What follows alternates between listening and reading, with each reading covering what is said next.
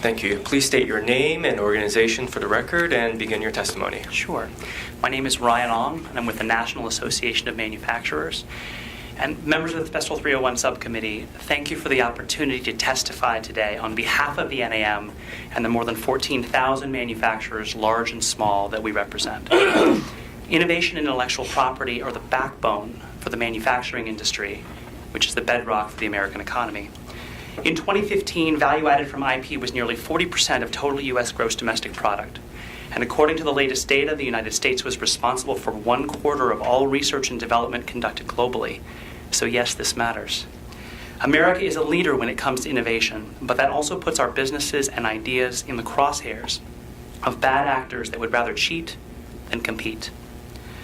IP theft means that businesses on the verge of breakthroughs that can change lives and reshape industries can have their ideas stolen, their products undercut, and their work decimated before they reach their full potential. The NAM's formal Special 301 submission identifies the need for a strategy and broad-based approach to address multiple cross-cutting challenges to manufacturing innovation. We also recommend 7 countries for the priority watch list and an additional 6 countries for the watch list as a focus for this year's Special 301 report. These targets include long-standing challenges such as China and India, as well as countries of growing concern such as Chile and Japan.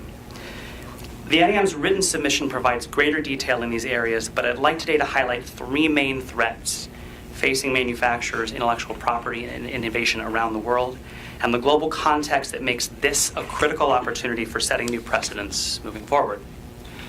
First, our competitors are increasingly using international organizations to weaken critical IP protections.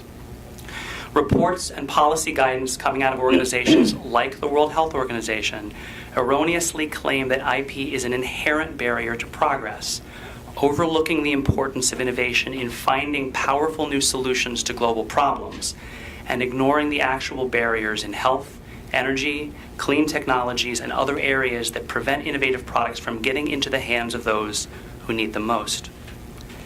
Second, foreign countries have expanded their use of unbounded compulsory licensing and other patent limitations, steps that harm innovation.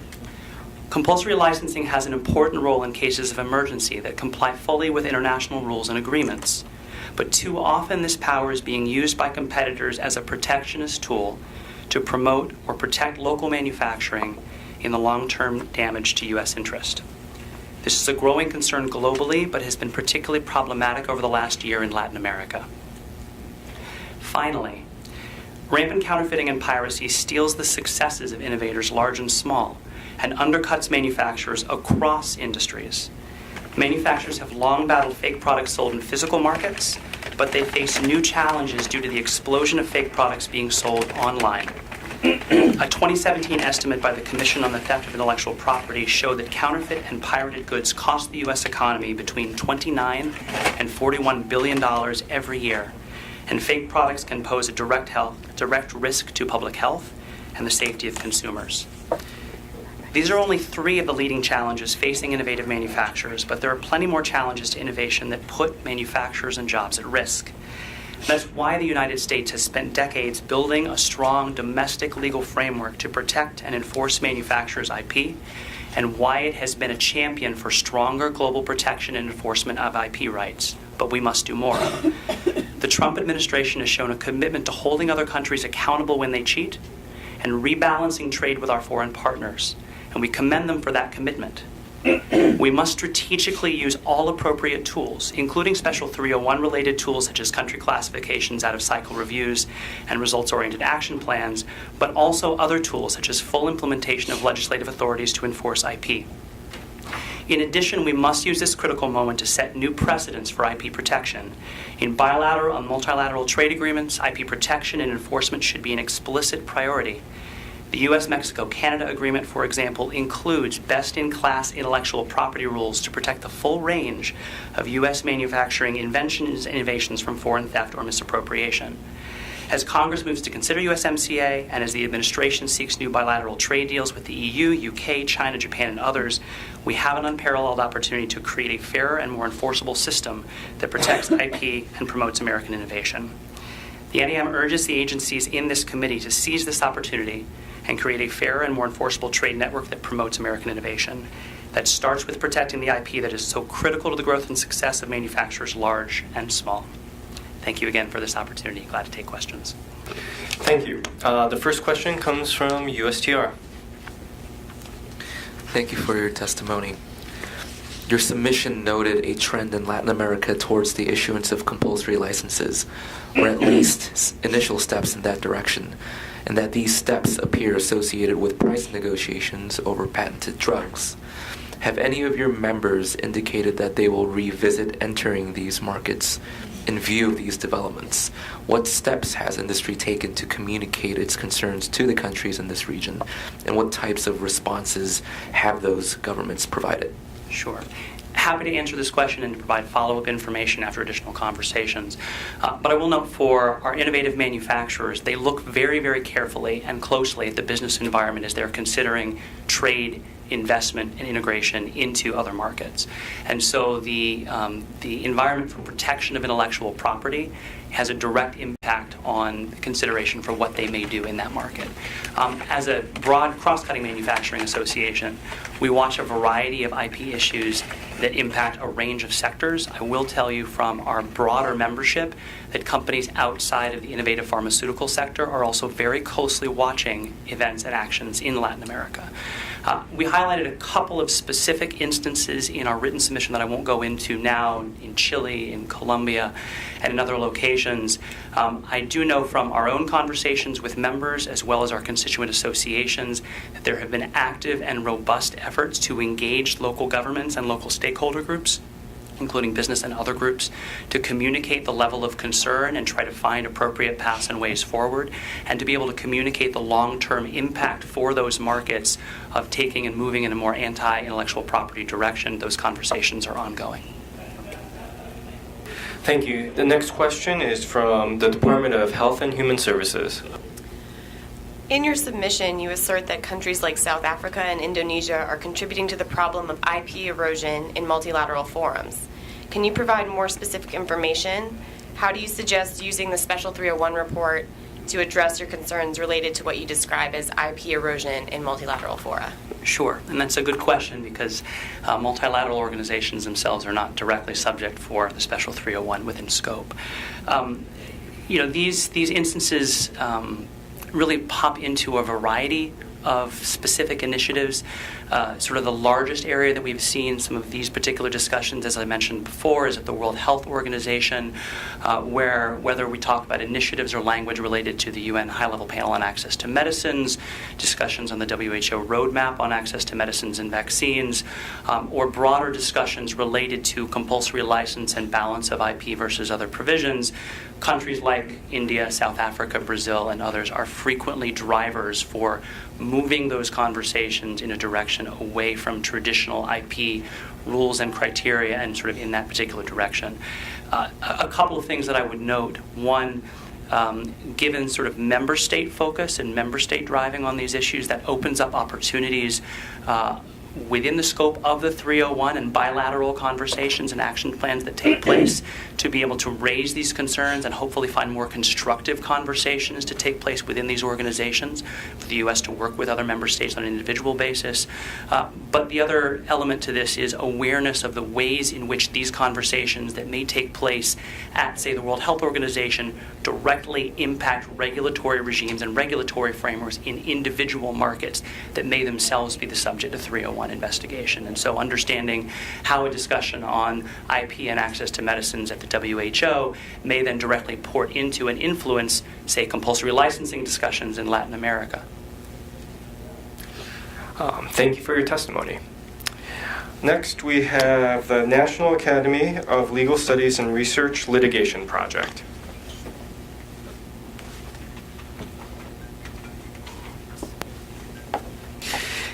Thank you. Could you please state your name and organization and begin your testimony?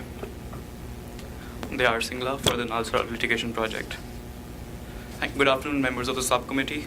I am an Indian exchange student at the Santa Clara University School of Law, and I would like to thank Professor Gross and Dean Kloppenberg for this opportunity. I speak here on behalf of the NALSA Litigation Project. the NLP is an independent student-run group based out of National Academy of Legal Studies and Research University of Law, Hyderabad, one of India's premier national law universities. Before I begin, and we are extremely grateful for the invite to present our views before the subcommittee.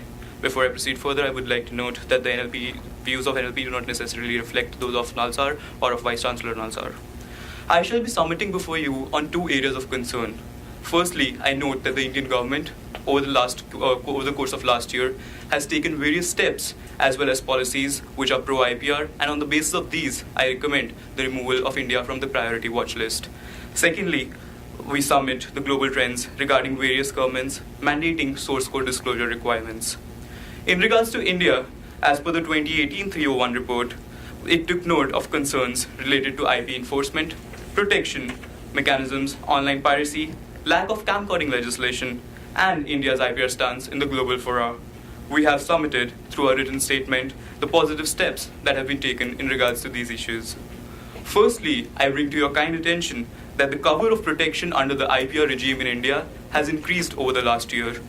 The Indian government has approved accession of the WIPO Internet treaties. It has made progress on amending the Cinematograph Act to curb camcording incidents. It has also made appointments to the Intellectual Property Appellate Board, which is now functional. These were some of the issues that were raised in the 2018 301 report and have now been resolved. Secondly, various steps have been taken to increase in the ease in securing intellectual property rights. During the last year, the IP offices have been radically transformed through numerous initiatives. Thirdly, the government has taken various steps to encourage IP awareness amongst the youth, which shall help promote and develop a stronger IPR culture. Finally, over this weekend itself, the e-commerce policy was released. While we have not had the opportunity to analyze it in detail, the policy proposes anti-counterfeiting measures to protect trademark owners as well as anti-piracy measures. As mentioned, significant efforts have been taken over the period of last year, and in light of these submissions, we recommend the removal of the Indian government from the priority watch list.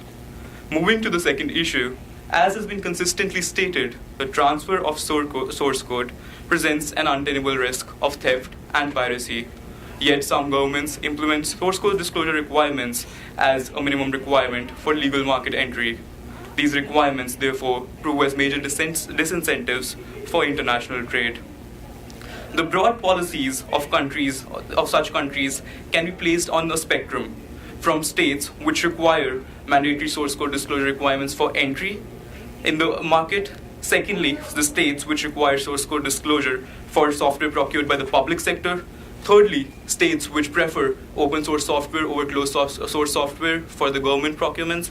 And finally, we have states which actively push for an international regime where source code disclosure is prohibited. Russia, China, and Nigeria fall under the first category. Regarding the Russian requirements, the practice of mandating source code disclosure when the government itself is not procuring such software is specifically contentious. It also becomes a threat to the various other countries which might be using the software to protect or otherwise in their sensitive installations. In the case of China, the new cybersecurity law, which has been implemented since 2017, has brought back the source code disclosure requirement. Another notification at the WTO also hints towards the same. This law is also a move towards developing and applying national technical standards, and thereby is counter to the obligations under the WTO Agreement on Technical Barriers to Trade. The Nigerian government continues to have localization requirement across a broad range of ICT applications. The states of Brazil and Indonesia fall under the second category of mandating disclosure for government procurements. India and South Africa fall under the third category, where there is a policy preference of open source software over closed source software when the question is of government sector procurement. However, this preference is waived off when it is proven that the CSS is better than the OSS for the purposes required. Therefore, it can be said that such requirement or preference does not offer any threat to IPR while intellectual property rights of these companies. Finally, there are various states which fall under the fourth category, including the United States of America, Japan, Canada, Chile, Colombia, European Union, and others, who have worked towards creating a global secure environment in terms of source code disclosure. And we commend these efforts. In light of these submissions, we recommend that the steps may be taken on a case-by-case basis with regards to these countries to have a better international regime for tech companies as well as app developers. Thank you. We look forward to assisting the USTR's 301 report in any manner possible, and I am happy to answer any questions that you may have. Thank you. The first question comes from USTR. Thank you for your testimony. You just told us several key IP reform improvements India has made in the past year. Could you also tell us the top 3 challenges that remain for India that it should address in the coming year? Over the challenges, I would like to state that various members have pointed to the data localization requirement, which has come under the new policy.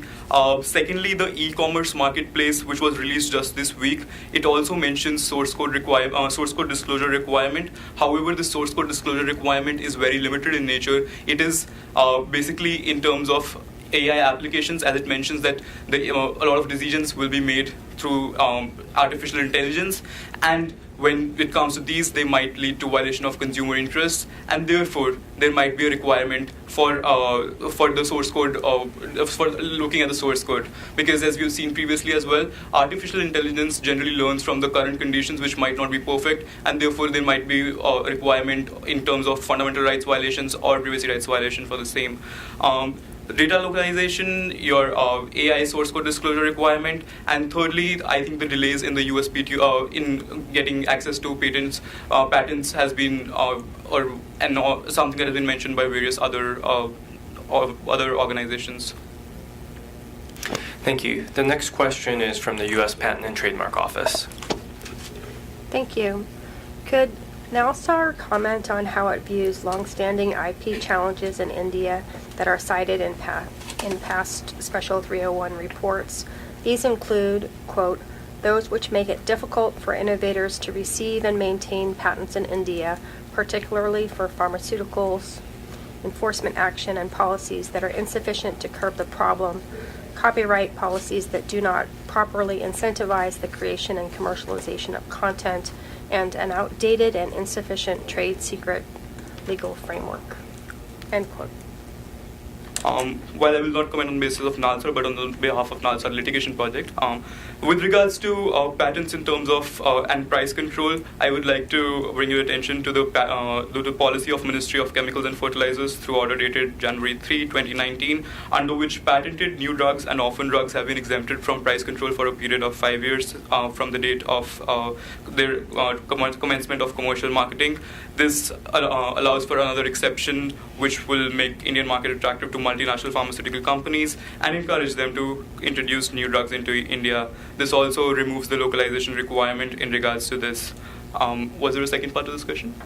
With regards to the trade secret requirement, there are other, under the Indian Civil Procedure Code, there are other options available for the companies to litigate in India. However, it is true that there is no trade secret legislation per se. Thank you very much. The next question is from the Department of Justice.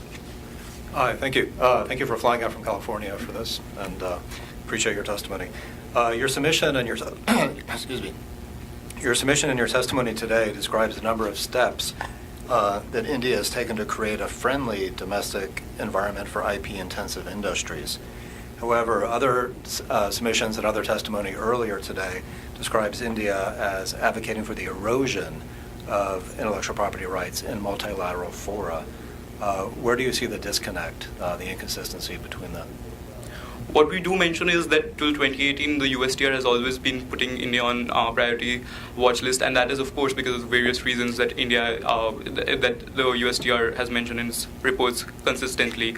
What we are stating here is that there has been a shift in terms of India's policy towards IPR, and as can be seen through the various steps, it is continuously moving towards providing a market which is better, which enforces the intellectual property rights protection in a better manner, and therefore we would appreciate that if India is moved from priority watch list, which also shows that the USTR is responding to the manner in which India is working towards its legislations as well as its policies and taking steps, and hopefully this will create a further incentive for the Indian state to continue working on this issue. Thank you for your testimony. Thank you. Next is the Pharmaceutical Research and Manufacturers of America.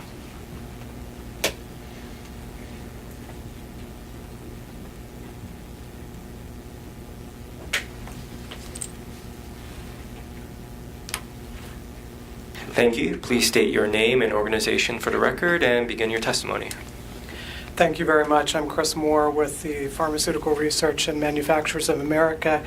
And on behalf of biopharmaceutical innovators in the United States and the more than 800,000 women and men they employ across the country, Pharma appreciates this opportunity to testify before the Special 301 Committee. The United States leads the world in medicines research and discovery. Intellectual property, including patents and regulatory data protection, drives and sustains biopharmaceutical innovation. It enables access to today's medicines and promotes investment in tomorrow's new treatments and cures.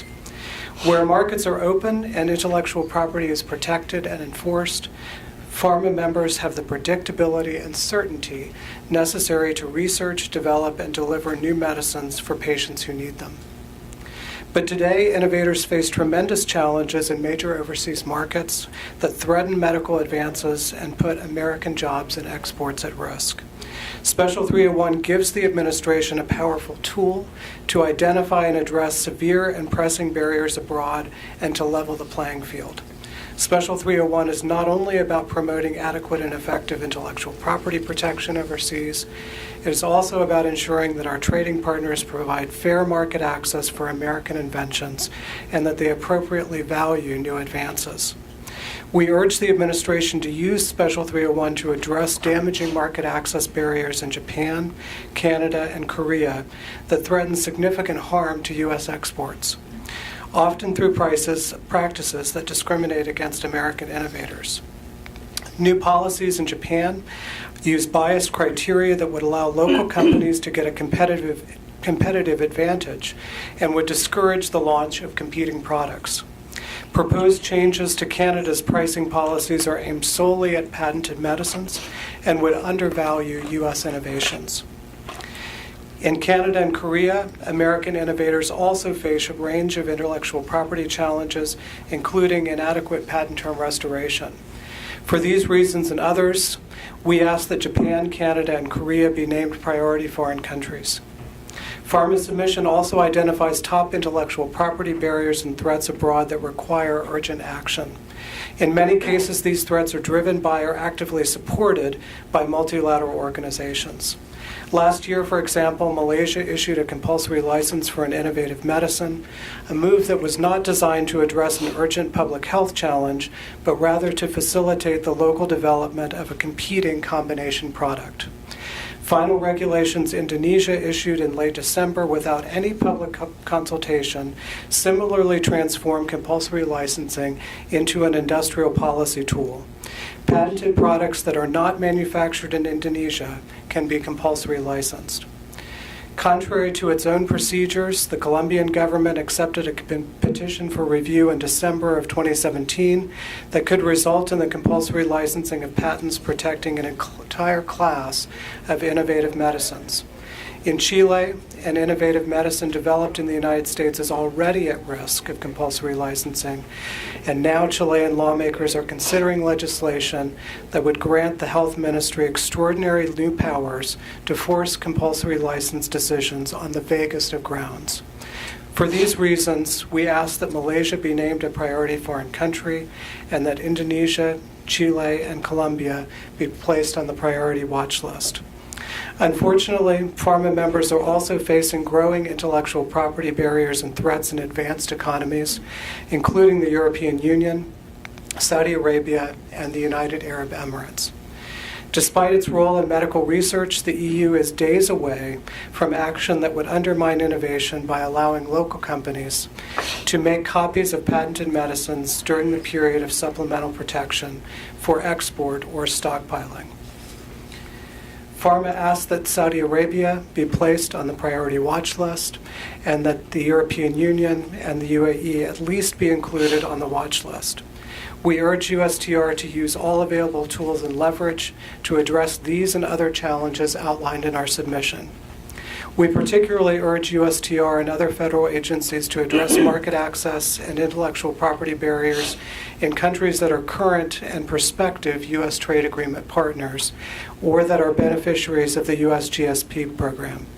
These existing agreements and programs, as well as ongoing and pending negotiations, provide immediate opportunities to address pressing market access and intellectual property concerns and to enforce current rules. Thank you for the opportunity to testify today. We look forward to answering any questions and to working with you to address the serious concerns described in our submission for the 2019 Special 301 report. Thank you. Thank you. We will start with USTR. Thank you. Your submission and your testimony argues that discriminatory pricing policies deny fair and equitable market access. Could you please explain the link further? And also, are there examples where companies have not sold products or where companies have pulled out of specific markets due to such policies? The discriminatory practices that are outlined in our submission are very concerning for our members. They appear to discriminate in certain cases between foreign and domestic suppliers. That is certainly the case in Japan, has been the case in Korea. They also discriminate between patented medicines and generic drugs. That is the case in Canada. There's real concern that these controls will prevent products that are manufactured in the United States from having the same competitive opportunity to supply these markets as domestic products. We think that is a serious market access barrier. The Special 301 statute requires USTR to include countries on the list that are preventing fair and equitable market access for U.S. persons who depend on intellectual property rights. It also gives some guidance in terms of what would constitute a market access barrier, including whether these are barriers that appear to violate international agreements, that appear to be discriminatory non-tariff trade barriers. We think that's the case with respect to the countries and the practices that we've highlighted.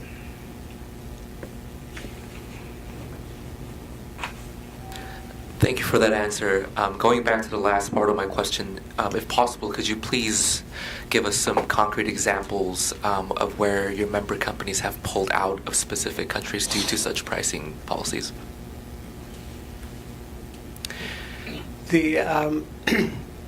For our members, we're producing products that are different than other products might be. They're products that are required by patients for their health. And so the last thing that any of our members want to do is to pull out of a country. We also face the challenge under trade rules that and intellectual property rules globally that if we fail to supply a product that is protected by a patent in a country, that product can then be compulsory licensed for failure to work the patent. And so that's a very serious concern as well. So our members are constantly striving to be able to supply these products, but given some of the new proposals that have been cited in our submission, the types of cuts that we're looking at, the discriminatory nature of those cuts, I think that's going to make it very, very difficult for a number of our members. Thank you. Next is a question from the Treasury Department. Thanks for your testimony. Over the past 2 years since the issuance of India's national IP policy, how does pharma evaluate India's implementation of the policy? What recommendations do you have to the government of India for implementation of the policy going forward? Thanks.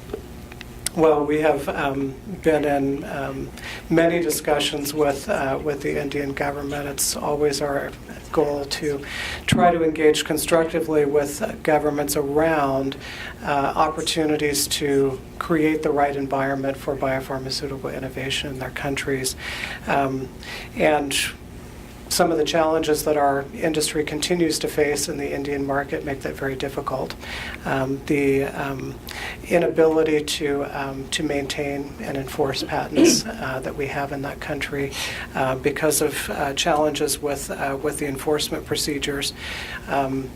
Things like Section 3D make it very difficult for companies to get patents in India. We aren't able to secure regulatory data protection in India. It's very difficult to do clinical trials in India, both for our member companies but also for Indian generic drug companies. And so all of those things are issues that we have brought to the Indian government, and we look forward to concrete steps to resolve those issues.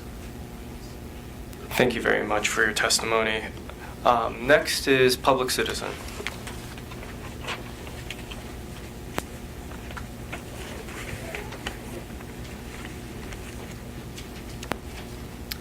Thanks very much, members of the committee. Good to see many of you again. And let me start by saying I appreciate that yours is a challenging and delicate job, that this is a long day, and that you take some criticism. So I thank you for hearing from us. Public Citizen is a nonprofit consumer Sorry, let me just interrupt for just a second. Could you state your name? My name for the record. Yes, Thank sir. you. Peter Maybarduke. I'm the director of our Access to Medicines program. We've been seeing each other here for many years. So Public Citizen is a nonprofit consumer advocacy organization. We accept no money from any government and no money from any business. Our 500,000 members and supporters are U.S. consumers. As a director of our Access to Medicines program, I work with partners across the United States and around the world to make medicines affordable and available through tools in policy and law. And our submission that you have draws on our experience providing technical assistance to public agencies, particularly in developing countries on patent and other IP rules to protect access to medicines. But it is worth saying that we are working more and more in the United States these days, given the pain that people living here are feeling from increasing medicine prices. The latest Kaiser survey suggests that 24% of Americans, either themselves or within their family, are self-rationing their prescriptions. They are failing to fill prescriptions precisely because of cost, because of the high price of pharmaceuticals in the United States, fully 1/4 of the U.S. population. This is, according to Harvard and Politico, drug pricing, the number one issue that Americans have for the U.S. Congress at the moment. You ask Democratic-oriented voters, Republican-identified voters, you find that both at the moment list drug pricing ahead of every other salient issue that Congress might address. They're really hoping for strong action to make medicines affordable here at home. Now, in this context, we would note that the Trump administration, we've actually seen take some modest and positive steps toward lowering drug prices. However, when we analyze the good and bad of administration policy, the practice of blaming other countries for high prices here constitutes the ugly in the good, bad, and ugly of those practices. We're concerned that the Special 301 report from last year seemed to follow that aggressive approach, newly criticizing foreign practices that are designed simply to make medicines affordable. The report reflects, quote, the resolve of the administration to call out foreign countries, which we took to be some very interesting language. Well, some context about this approach. There is no logical reason, let alone evidence, to think that people in the United States will pay less for medicine if the U.S. government works to compel other countries to pay more. That's crazy talk. That's not how business works. Companies are working to maximize revenue in every market, and they are not pricing to recover research and development costs, but rather to recoup revenue. That's not just how all industries work. That's also what the U.S. government found in its own reports on the subject. HHS in 2016 had a report on prescription drug spending and innovation that identified the simple and obvious revenue maximization model. One recent study found that prescription drug corporations receive 176% of global R&D costs from the excess profits they make charging high prices in the United States alone. But what does make pharma pricing different from other sectors is that the patent-based industry operates without typical competitive constraints, and in the USA, without even government negotiating power as a check on price. So while there's an extent to which we pay for innovation, and of course taxpayers put in $30 billion a year for National Institutes of Health, publicly funded biomedical research and development, there's a greater extent to which we pay for monopoly. It's the monopoly conditions of the not quite markets for pharmaceuticals that make prices so high. However, our country is beginning to seriously question and challenge this status quo. Many types of reform are active in Congress right now, are active with the administration. We'll probably see the limiting and banning this year of particular pharma industry abuses, thanks in part to the leadership of Republican Senator Chuck Grassley. Even compulsory licensing, a hot topic today. There are at least 2 bills in Congress favoring the use of compulsory licenses in the United States. One already has the support of fully half the members of the House Democratic Caucus, half. So these are not marginal issues in our own country any longer. There are bills to reduce exclusivity periods and serious efforts at patent reform. I see that I only have a minute, so I'll have to move rather quickly, but it's worth noting that, again, here in the United States, Baltimore City has requested compulsory licenses as a remedy for the opioid addiction crisis, for treatments for naloxone. Louisiana has explored this for hepatitis C, the same drug that's being criticized for Malaysia's action effectively to do the same thing that Louisiana is looking to do. The interest of U.S. elected leaders should lead to a softening of U.S. pressure against similar policies abroad. Now, it is worth addressing the mandate of the Trade Act of 1974 briefly. You asked about discrimination. Our understanding with the prior speaker, if pricing policies neither discriminate against American firms in particular nor violate an international agreement, it is inappropriate to include them in Special 301. Distinguishing between a patented and a generic product is not discrimination as regards trade practice. It's policy. It's smart policy. The current administration will leave office eventually, and it looks as though at least some subsequent governments will see these issues quite differently. If we follow the track of U.S. politics today on drug pricing, we think that we should exercise some caution in our approach regarding such a globally explosive issue and how we target our trading partners and how far we stray from our own values at home, not least given that many people's lives are at stake. Balance of our comments you can find in our submission, and I will answer your questions. Thank you. The first question comes from USTR. Thank you for your testimony. With respect to the Malaysia compulsory licensing issue, how does Public Citizen respond to stakeholders' comments that the Malaysian government's actions undermine the current research and development model for innovative medicines? Well, again, we're looking at doing the same thing in the United States today as a first matter. But also, Gilead in that case, and this is detailed in our comments, Gilead in that case had licensed its product, which is a hepatitis C cure, a very expensive hepatitis C cure that is critically important for the 500,000 Malaysians that are living with hepatitis C today. Had licensed that product for generic competition in many countries, but not in Malaysia. Malaysia sought to expand essentially the competitive territory for that product by pursuing government use license. And it was through pursuit of the government use of those patents that Gilead subsequently decided to, as I understand it, extend the licenses to Malaysia as a territory. So this is Malaysia working to induce more pro-competitive behavior from the patent holders successfully in a way that can help them actually end the hepatitis C epidemic. Okay, next is a question from the Department of Health and Human Services.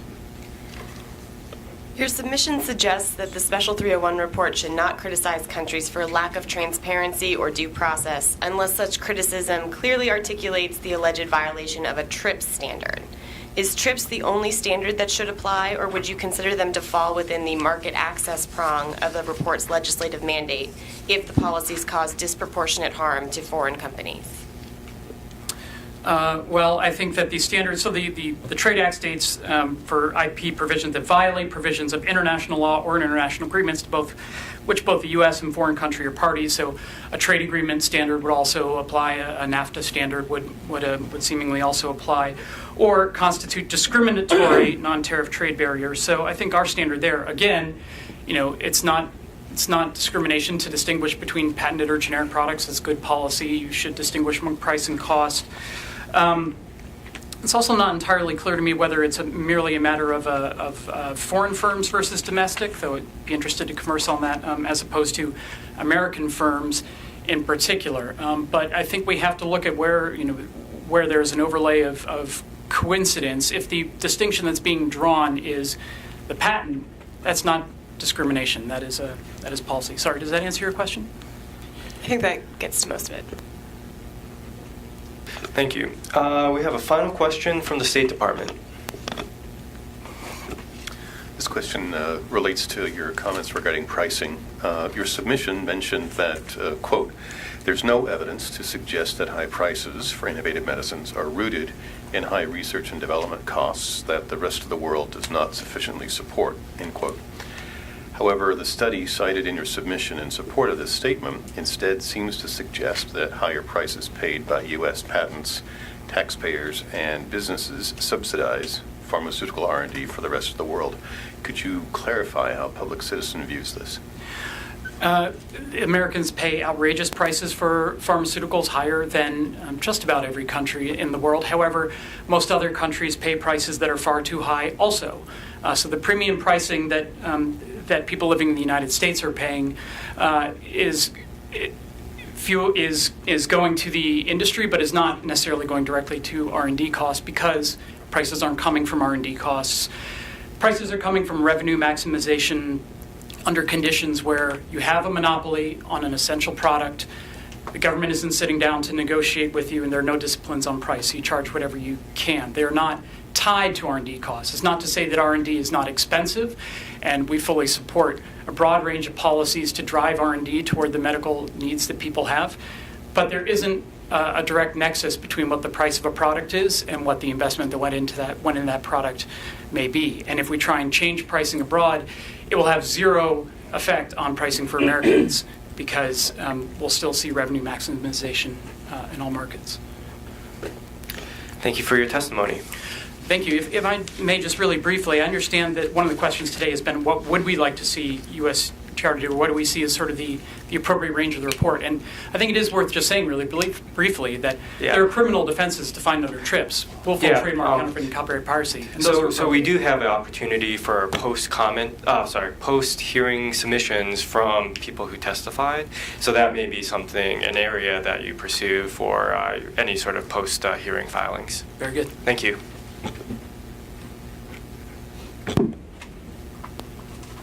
Next is the Trademark Working Group.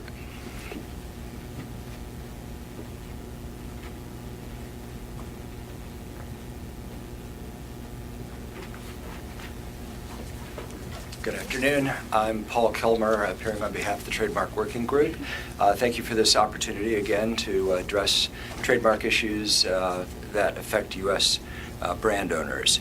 What we did this year, as we did in past years, is ask our members what trademark laws and practices abroad cost you the most time and money. And the list starts with, as it did last year, China in general. One issue that came to the top this year are trademark squatters and pirates, who are now becoming not only more prevalent in China, but also starting to practice their trade in the United States and in other foreign countries. Another concern was that China is considering eliminating relative grounds refusals in trademark examination. This is an issue we face in other countries, and what it does is force brand owners to bring more oppositions and invalidation proceedings than if the trademark offices would do relative grounds, or what we call likelihood of confusion examination during the examination phase. The absence of default judgments is also costing American companies a lot of money in China. Many of the serial trademark pirates and squatters will file applications and then not bother to defend oppositions or invalidation proceedings. And yet the U.S. company must submit evidence and arguments and spend a good deal of money in cases where the applicant, many times a pirate or squatter, doesn't bother to show up and defend their application. The failure to give due weight to witness declarations by U.S. companies, in other words, affidavits. The Chinese Trademark Office, as well as the TRAB, gives no weight to such declarations, even if the contents of the declaration is not challenged in a proceeding. The elimination of direct appeals to the TRAB from the CTMO, another issue we've raised in the past, which is costing U.S. brand owners a lot of money because what that means is the mark they have challenged becomes registered. It is entitled to all the presumptions of registration, and then the trademark owner is forced to bring a brand new proceeding rather than an appeal. And this costs a great deal more time and money. China also has still a great many burdensome formalities in the Beijing IP Court as well as in other contentious proceedings. They remain very inflexible in terms of accepting goods and service descriptions, especially in high technology and new technology fields, which we're trying to address somewhat in the TM5 process, but it is slow in coming. The failure to allow amendment of applications challenged in contentious proceedings, in oppositions and invalidation proceedings, is causing a lot of problems with brand owners in situations in which they might be able to otherwise settle the case. If you allow amendment during contentious proceedings, sometimes the parties can decide, well, my goods really don't compete with your goods, or my mark really isn't that similar to yours. They enter into an agreement. And yet the Trademark Office will not allow you to amend your goods and services in the challenged application during the course of those contentious proceedings. India is another nation that does come up quite a bit in our discussions with participants. The inability to obtain quick seizures of counterfeit goods under Section 115 of the Indian Trademark Act is particularly troublesome and is causing brand owners to not be able to seriously control counterfeiting in India in some situations. Also, the pendency of thousands of oppositions, rectification proceedings, and cancellation proceedings brought more than 3 years ago continues to be a serious issue. License recordation and registered user requirements is another issue that comes up constantly. The absence of certification mark registrations in countries ranging from Algeria to Yemen is another issue that our members bring up regularly. Failure of countries to accept letters of consent and coexistence agreements is another major issue. Failure by some countries, in fact many countries, to accept multi-class trademark applications continues to be a problem. There are more than 35 such nations listed in our report.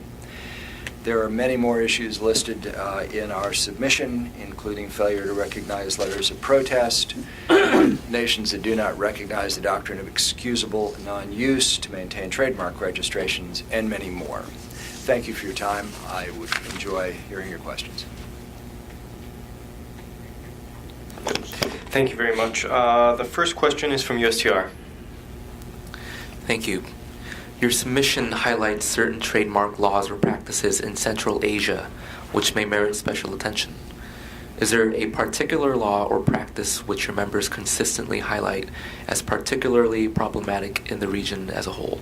There are many nations in Central Asia that still don't have opposition proceedings, where you file a trademark application, you're not really allowed to, if someone else files a trademark application, you're not really allowed to contest it until it's registered. And many of our members have commented that, they have to wait, allow registration, and again, all the presumptions that flow from registration before they can take effective action. I would say that's probably the number one issue in those nations. Great, thank you. The next question is from the U.S. Patent and Trademark Office. Thank you. Have you seen any Middle East and North Africa regional or individual improvements or deteriorations in trademark processes since last year? If you could fix one thing in the MENA region or one issue in a specific MENA country, what would it be?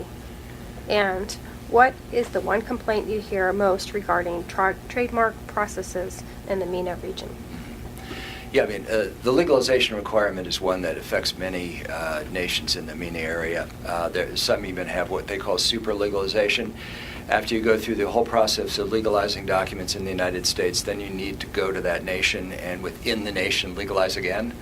It is something we don't find outside of that region at all. Another thing that affects our members profoundly is the cost involved in registering marks in many of those countries. Some of the fees charged to file trademark applications are extremely high and remain extremely high, so we do hear a good deal about that as well. Okay, thank you very much. The next question is from the Department of Labor. Thank you for testimony. Your submission mentions that serial trademark pirates or squatters in China are a growing and costly problem for your stakeholders. Could you further elaborate on the process being experimented by the China Trademark Office to address this issue, and your view on the potential effectiveness of this process? The China Trademark Office has begun to implement what they call a blacklist, and one can make a filing with the China Trademark Office pointing out a particular person or company that has engaged in the practice of large-scale trademark squatting. The CTMO is, at this point in time anyway, as far as I know, informally making a list of some of those individuals and companies. Unfortunately, what tends to happen is the squatter changes its stripes. It forms a new company under a different name and then continues the practice under that name or under the name of a different individual. So it still is something that our members are very concerned about and is still seeing more of than we would like to see, although certainly the Chinese government has taken some steps to try to curb the practice.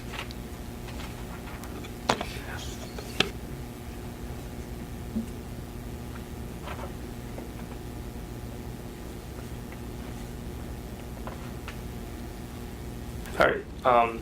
The next question will be from the U.S. Patent and Trademark Office. Thank you. Your submission mentions that serial trademark pirates or squatter. Oh, sorry. Oh, sorry. I was not paying attention. No, that's a problem. I can answer it again. I'll No. try to answer it a different way. No. I have lots of questions to ask. Could you elaborate on the types of formalities required of trademark owners in the Gulf region, including Kuwait, Saudi Arabia, and the UAE? How much of the burden do these formalities place on the trademark working group participants? Right. There are quite a number, and we covered the legalization already, but the requirement of recording registered users is another one. Most of the countries in that region, if you have licensed users, they require you to record those licensed users with the government before you really get the full benefit of your trademark rights. Some nations actually will deny you the ability to protect your trademark if you don't record your license. Some will actually keep you from enforcing your license against your licensees.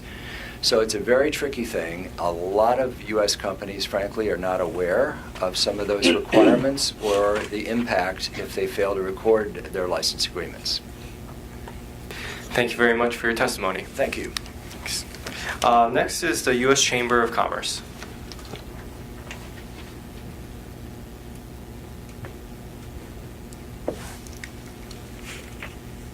Thank you. Please state your name and organization for the record and begin your testimony. Sure. My name is Ellen Szymanski. I'm the Executive Director at the Global Innovation Policy Center at the U.S. Chamber of Commerce. First, thank you for the opportunity to testify today. The countries included in our submission we based on geopolitical importance, market size, and maybe there might be a particular IP issue that we wanted to highlight. And we hope we've provided enough information on those countries, but I'm sure you have questions or clarifications, and of course we'll be very responsive in responding to those questions today, but also after the hearing. In addition to the countries that we highlighted by name, we've also supplemented our submission by our U.S. Chamber International IP Index.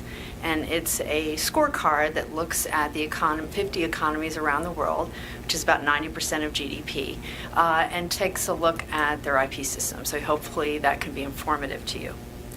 Our research from the index shows a lot of socioeconomic benefits that accrue from a high IP standard.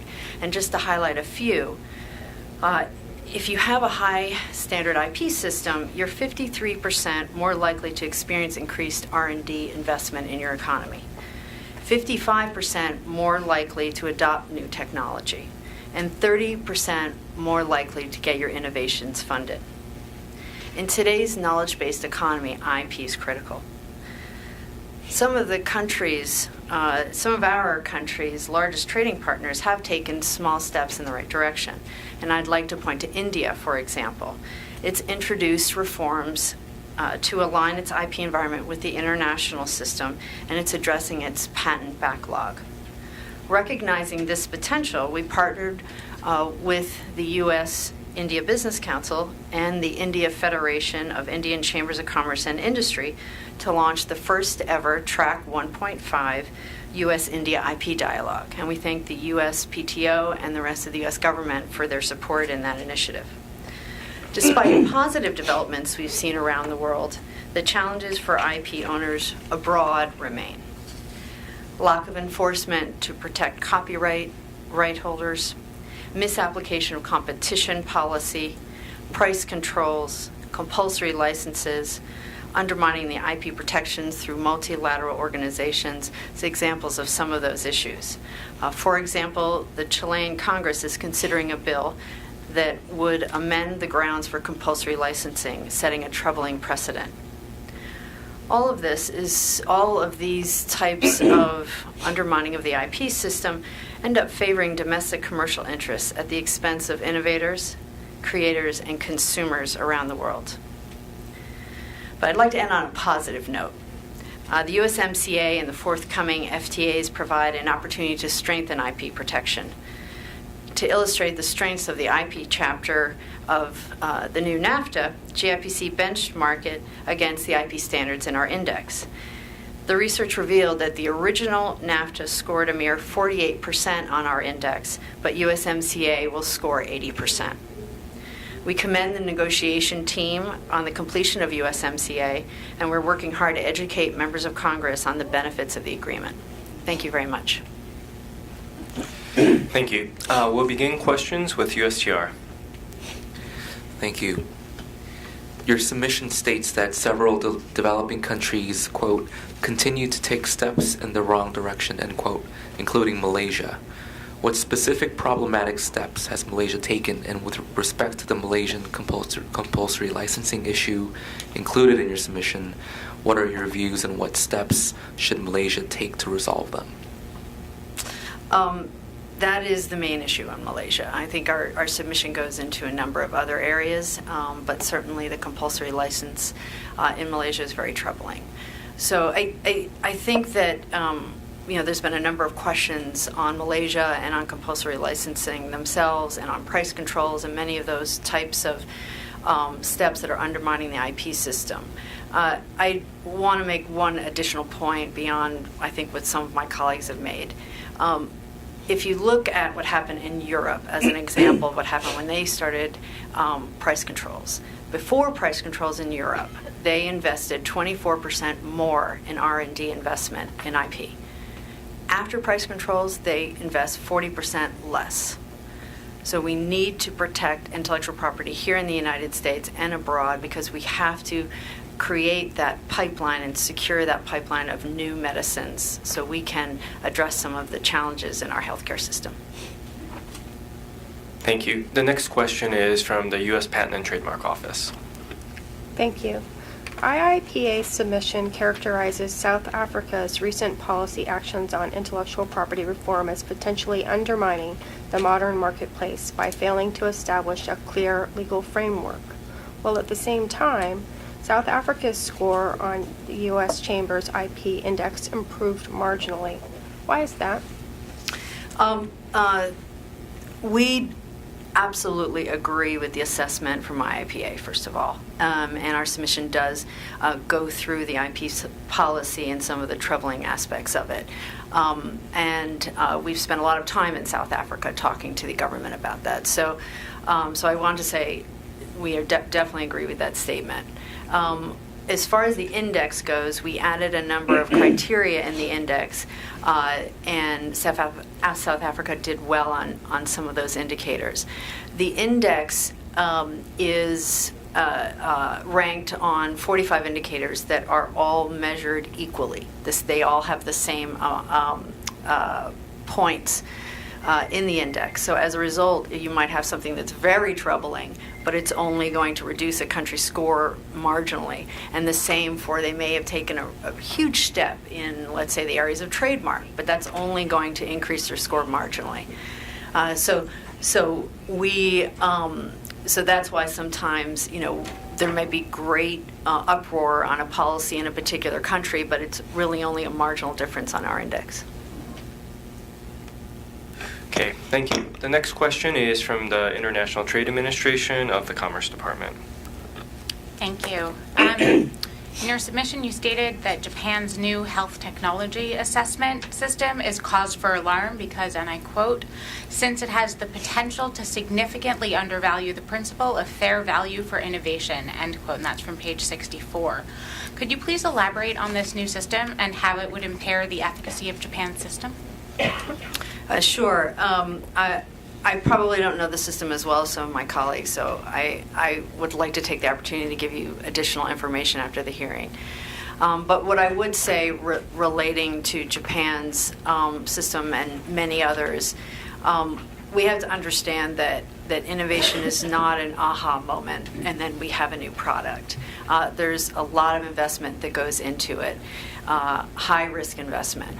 And the other thing that concerns me internationally, but in the United States as well, is that investment in new medicines is not a guarantee.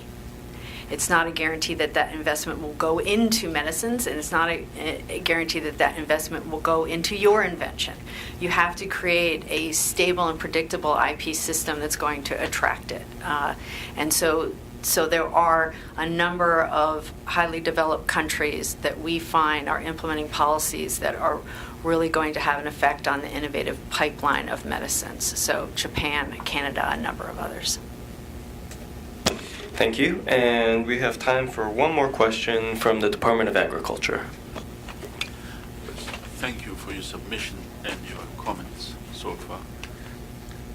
In your submission, you highlight the link between IP-intensive industries and job creation. Do you find that this argument helps when talking to foreign governments about the importance of strong IP policies? Yes, I do. In our IP index, we look at socioeconomic indicators such as job creation, and we actually have 29 of them. And so when we go to governments and we talk to them about why it's important to have an IP system, it has to be a benefit to them. It has to be a benefit to their economy. And when we're able to show the statistical correlation between a high IP standard and job creation, or as I mentioned, getting innovation funding, or attracting foreign investment, that's a much better argument. It's much more persuasive. Thank you very much for your testimony.